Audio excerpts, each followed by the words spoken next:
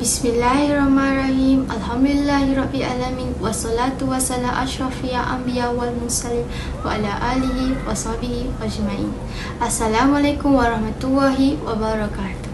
Tuan-tuan dan puan-puan sekalian, alhamdulillah kita dapat bertemu dalam gerangan forum bersama saya, Nurul Badrisyah Aiman, pada petang ini.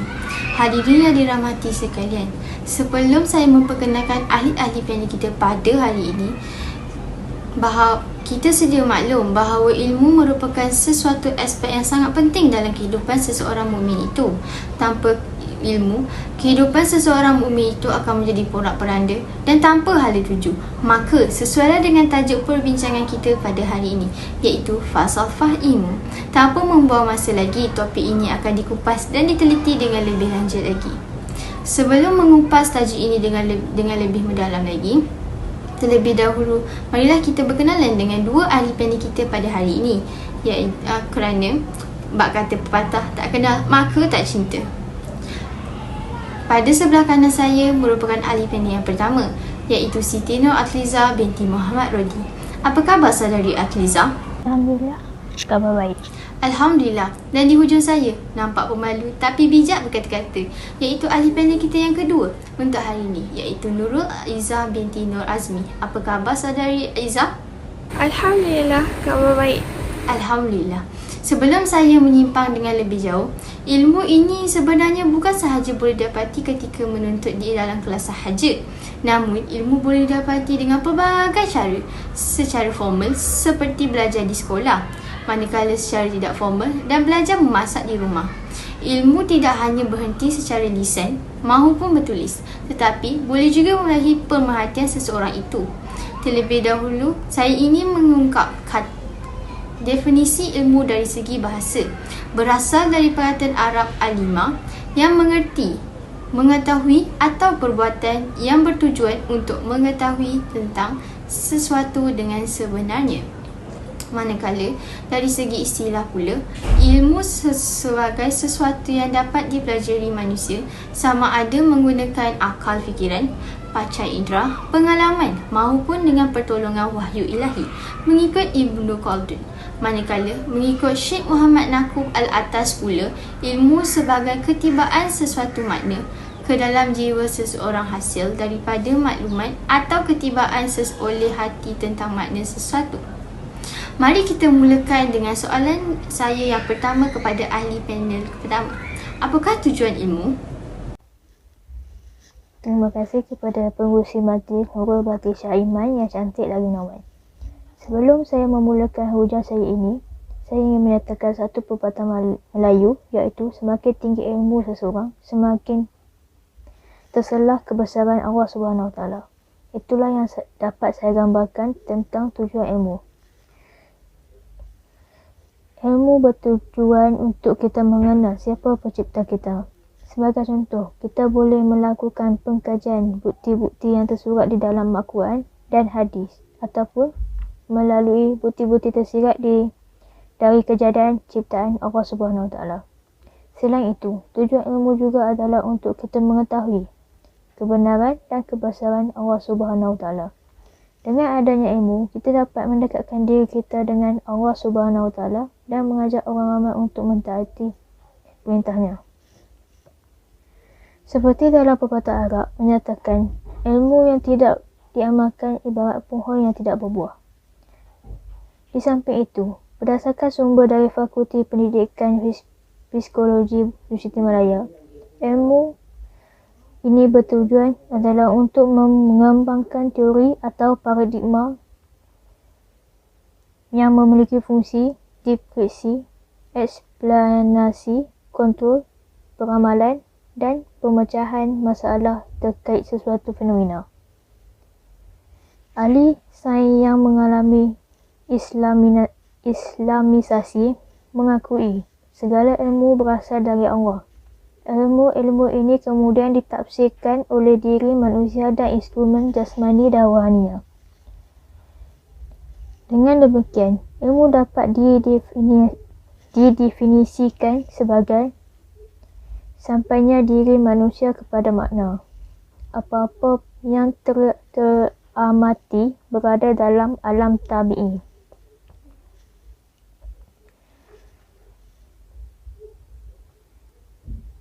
yang meliputi langit dan bumi. Namun, menurut Syekh Naqwi, alam tabi'i tersusun dari bentuk-bentuk simbol yang merujuk kepada kekuasaan eksistensi Allah. Dengan demikian, alam tabi'i adalah bentuk lain daripada wahyu ilahi atau analog dengan Al-Quran itu sendiri sebagai kalamullah. Dengan ilmulah kita mengenal cara melaksanakan ibadah dan kategorinya. Dan dengan ilmu jugalah kita mengenal kebaikan dan kejahatan. Dan dengan ilmu juga kita mengetahui tentang dunia dan akhirat. Maka wajiblah kita bersyukur atas nikmat yang tak terhingga ini, iaitu nikmat akal dan ilmu pengetahuan.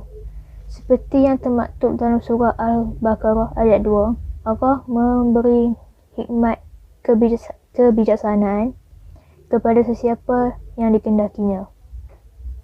Dan sesiapa yang diberi hikmat itu, maka sesungguhnya ia telah diberi kebaikan yang banyak, dan tiadalah yang dapat mengambil pengajaran melainkan orang-orang yang mengenal akal fikirannya. Terima kasih kepada panel pertama atas lontaran konsep yang utuh lagi berisi itu. Sebentar tadi, panel pertama ada menyatakan bahawa salah satu tujuan untuk menuntut ilmu adalah supaya kita dapat mengenali siapa pencipta kita. Maksudnya, semakin tinggi dan lebih mendalam ilmu kita, dalam lagi tawaduklah kita dan khusyuk kita apabila melakukan ibadah. Jika kita cerminkan perkara ini dalam kehidupan kita, boleh dikatakan kita maksudkan semakin berilmu, semakin rendah diri. Umpama, jika padi bertambah isi, akan menunduk. Manusia bertambah ilmu, bertambah tawaduk. Terus saya ingin menanyakan persoalan seterusnya kepada ahli panel yang kedua. Apakah sifat-sifat dan adab-adab menuntut ilmu? Ashrafil Anbiya wal Mursalin wa ala alihi wa sahbihi ajma'in. Terima kasih diucapkan kepada moderator kita yang cantik dan mulia pada hari ini. InsyaAllah berkenaan dengan soalan yang telah diajukan sebentar tadi, iaitu apakah sifat-sifat ilmu dan adab ketika menuntut ilmu, akan saya kongsikan. Baiklah, sidang penonton sekalian, ada 3 sifat ilmu yang perlu kita tahu. Yang pertama ialah Rabbaniyah, yang kedua ialah terbuka, dan yang ketiga ialah syumul. Mari kita bincangkan satu persatu. Sifat ilmu itu Rabbaniyah. Maksud Rabbaniyah ini ialah bersumberkan dari Allah Subhanahu Wa Taala. Dan sudah pasti Al-Quran dan As-Sunnah merupakan sumber utama. Justru itu, apabila ilmu ini datang daripada Allah Subhanahu Wa Taala, sudah tentu ilmu ini digunakan untuk kebaikan. Pencapaian ilmu adalah untuk memenuhi keperluan manusia dan juga alam semesta. Adapun manusia apabila diberi ilmu pengetahuan, maka mereka dapat mengimplikasikan dan menghasilkan sesuatu produk hasil daripada ilmu yang telah dipelajarinya.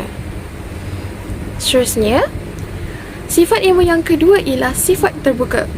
Kita boleh menuntut ilmu daripada mana-mana sumber, tapi asasnya satu: tidak boleh bercanggah dengan Al-Quran dan As-Sunnah. Mana-mana ilmu yang bercanggah dengan Al-Quran dan As-Sunnah, maka ianya ditolak sama sekali. Para penonton sekalian, Islam bersifat terbuka. Bukanlah maknanya apabila ilmu itu datang daripada sumber yang lain selain daripada Al-Quran dan As-Sunnah, Islam menolak. Tidak. Ilmu pengetahuan yang diperoleh dari tamadun lain seperti tamadun Cina maupun tamadun Mesir Purba boleh diterima, tapi dengan syarat ilmu ini tidak boleh bercanggah dengan Al-Quran dan As-Sunnah. Contohnya, ilmu dalam bidang perubatan. Kita diajar cara merawat dan sebagainya. Tiba-tiba dalam ilmu tersebut adanya disuruh jampi, mantra dan sebagainya. Maka secara automatik ilmu itu akan ditolak dalam Islam. Mengapa ilmu ini ditolak? Kerana ianya bercanggah dengan Al-Quran dan As-Sunnah. Tuan-tuan dan puan-puan sekalian, ilmu juga bersifat syumul. Syumul ini bermaksud lengkap. Ini bererti bahawa agama Islam adalah sebuah agama yang lengkap dan sempurna serta meliputi kehidupan di dunia maupun di akhirat. Islam telah mengatur kehidupan manusia dengan lengkap yang meliputi ibadah, akhlak, ekonomi, politik, kemasyarakatan, sains, undang-undang dan sebagainya. Islam juga menerima dan mengiktiraf semua ilmu yang bermanfaat. Islam juga meletakkan ilmu agama dan ilmu dunia adalah sama penting. Ini bermaksud ilmu dunia seperti fizik, kimia maupun matematik adalah sama penting dengan ilmu agama seperti tauhid, fiqh, nahwu dan akhlak. Di samping itu, Islam amat menekankan ilmu fardu kifayah di samping ilmu fardu ain. Tanpa ilmu fardu kifayah, ilmu fardu ain tidak dapat dilaksanakan dengan sempurna. Apakah contoh ilmu fardu kifayah?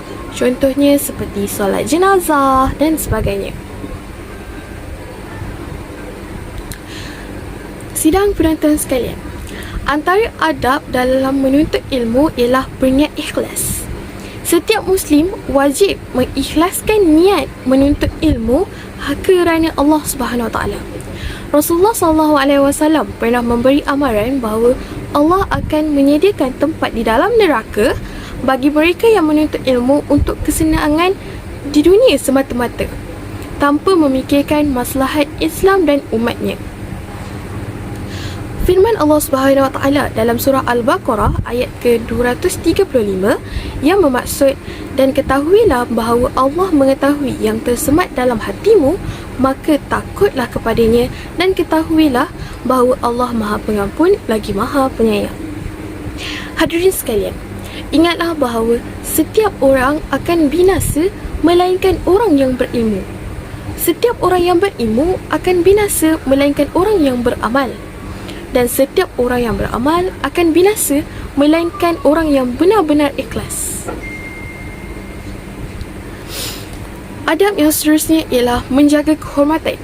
Kita wajib menjaga kehormatan diri sendiri dan juga orang lain.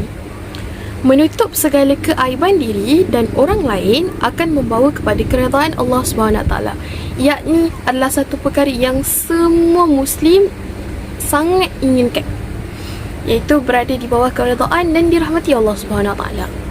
Seseorang yang dicucuri dengan keredaan dan rahmat Allah SWT sahaja yang mampu merasakan kebahagiaan dan kemanisan di dalam kehidupan seharian.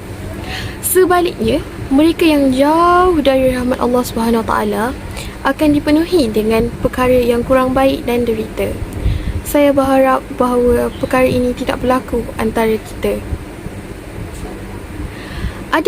Antara adab lain ketika menuntut ilmu ialah menghormati guru. Guru ini merupakan pendidik yang mengajar kita dan mencurahkan ilmu kepada murid-muridnya. Maka wajib kita menghormati guru dan mematuhi segala arahannya selagi mana tidak menyalahi kehendak Islam. Contohnya, contoh ada seorang guru ini, dia cakap tak perlu pun untuk menutup aurat, maka di situ kita tidak perlu patuh kepada arahannya kerana ianya bercanggah dengan syariat Islam. Kita juga perlu sentiasa memuliakan dan menghormati orang yang berilmu kerana mereka ini telah mempunyai ilmu yang banyak dan pengetahuan yang banyak. Jadi okey, tolong cut part tu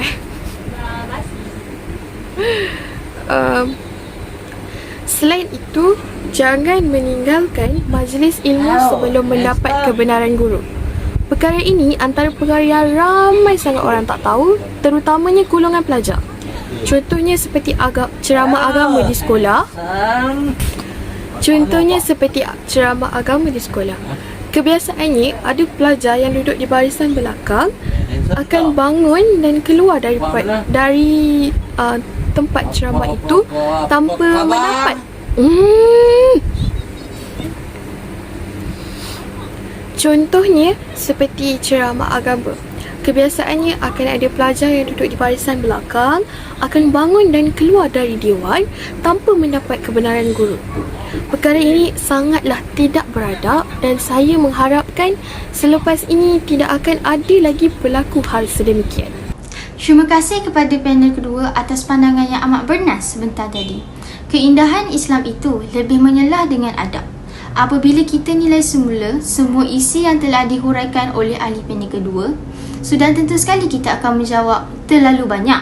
Maka tidak hairanlah apabila kita dapati terlalu banyak orang yang ingin mendalami ilmu agama akan tetapi jauh tersasar dari kebenaran. Barakah tiada, manfaat juga sirna, lalu tidak dapat menegakkan hak. Jelaslah pada kita betapa pentingnya adab dalam menuntut ilmu dan menyebarkan ilmu. Tiada adab, nescaya tersalah jalanlah kita. Salah jalan bermakna sesatlah kita. Kalau orang yang belajar pun boleh sesat, bagaimana pula dengan orang yang tidak mahukan agama? Saya ingin meminta pendapat panel pertama kita tentang persoalan kategori orang berilmu. Soalan yang amat menarik dari pengurusi majlis kita pada hari ini. Baiklah, seperti yang kita sedia maklum, ilmu ini sangat luas. Kita bukan sahaja boleh mendapatkan ilmu ini di bangku sekolah ataupun universiti. Malah kita juga boleh mendapatkan ilmu ini dari persekitaran kita. Terdapat dua kategori orang berilmu, iaitu orang berilmu yang terpuji dan orang berilmu yang dikeji. Ciri-ciri orang berilmu yang terpuji ialah mereka mengamalkan ilmu ke arah kebaikan. Selain itu, mereka juga menunaikan tanggungjawab mereka terhadap diri mereka dan masyarakat dengan berkongsi ilmu. Hidup mereka akan diberkati Allah Subhanahu Wa Taala dan akan dijadikan contoh kepada orang ramai. Namun, terdapat juga individu yang menyalahgunakan ilmu. Mereka ini tergolong dalam kategori orang berilmu yang dikeji. Mereka tidak mengamalkan dan menyampaikan ilmu ini sebaik-baiknya kepada orang ramai. Malah, hidup mereka juga tidak akan diberkati oleh Allah Subhanahu Wa Taala. Individu dari golongan ini juga dikenali sebagai ulama su dalam pengertian bahasa Arabnya ialah jahat. Janganlah kita menyalahgunakan ilmu atau dari segi kata lain menjadi penunggang agama, kerana golongan-golongan ini amat dikaji dan dilaknat oleh Allah Subhanahu Wa Taala. Sungguh intelektual pemikiran saudari panel kita yang pertama ini.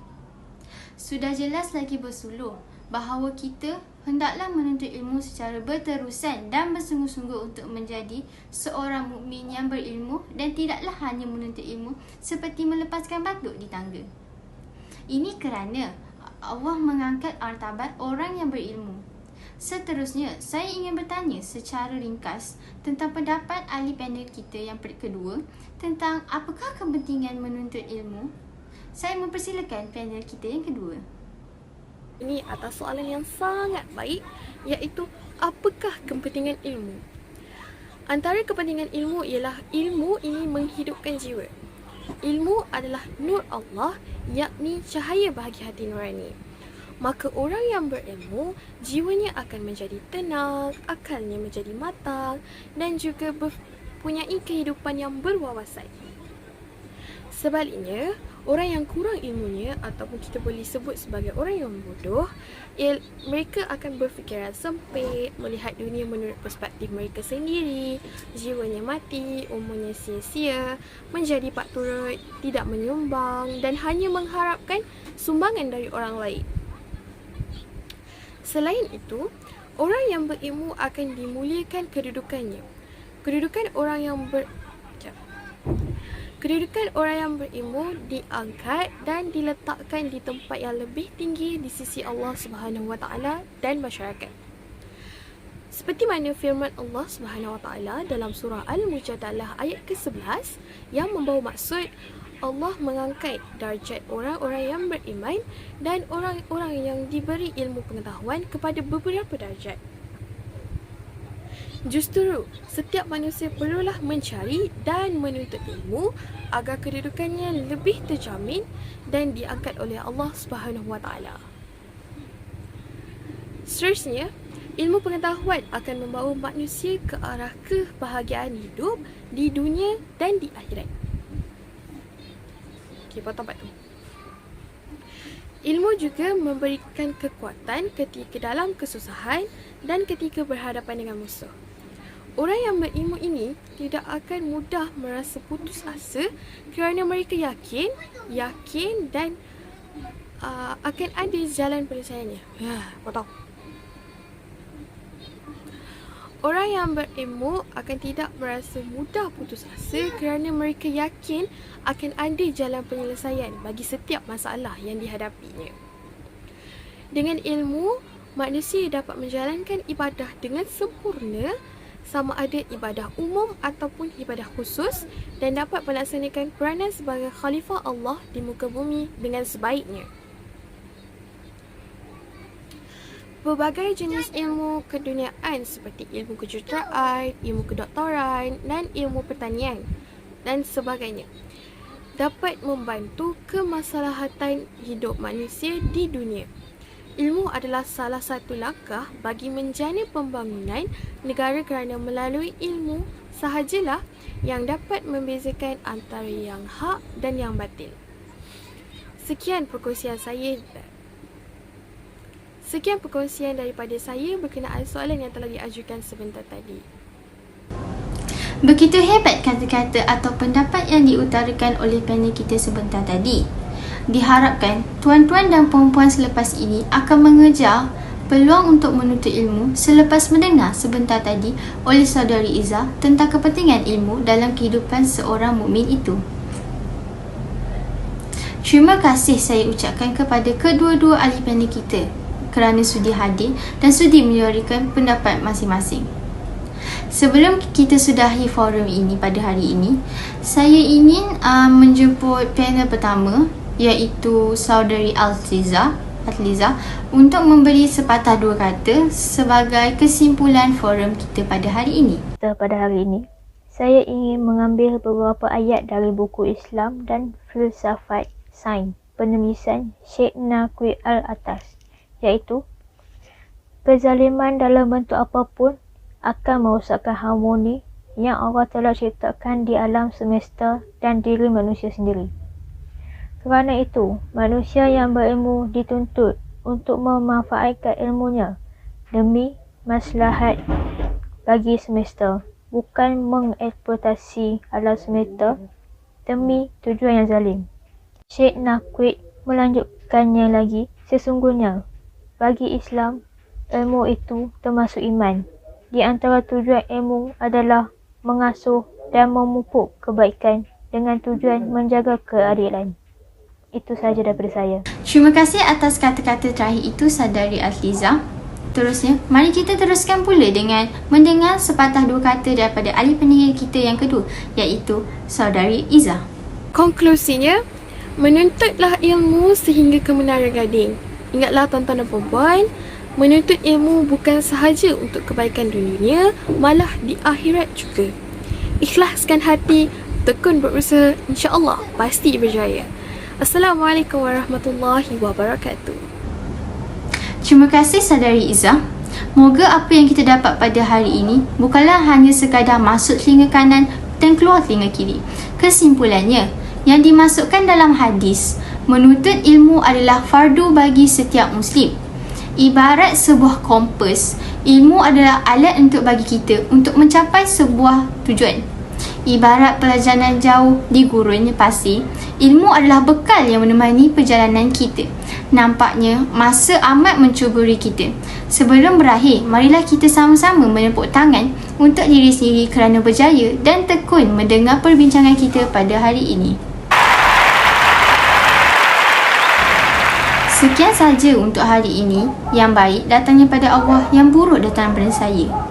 Saya akhiri forum ini pada hari ini dengan lafaz yang mulia. Wabillahi taufiq wa hidayah walhamdulillahi rabbil alamin. Assalamualaikum warahmatullahi wabarakatuh.